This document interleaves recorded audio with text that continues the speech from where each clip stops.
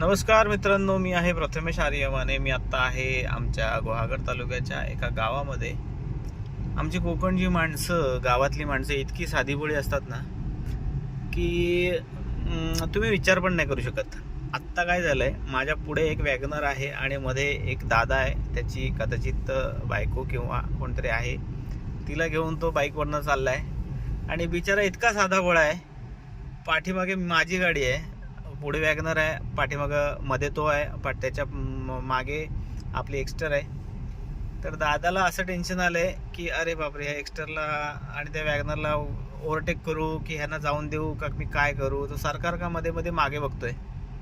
म्हणायचा उद्देश इतकाच आहे की तो त्याचं कम्फर्टेबल ड्रायव्हिंग करतोय, परंतु त्याला आत्तासुद्धा माझी चिंता लागली की बाबा जाऊ का, ह्याला जाऊ दे का पुढे, का काय करू मी.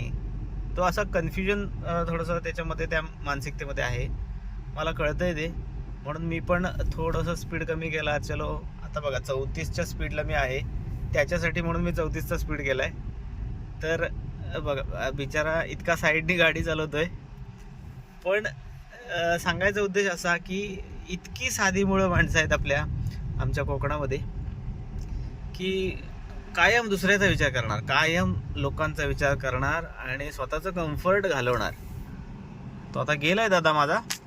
मी माझ्या कामाच्या ठिकाणी आलोय. तर काय करायचं, असेच आम्ही कोकणची माणसं, साधी भोळी.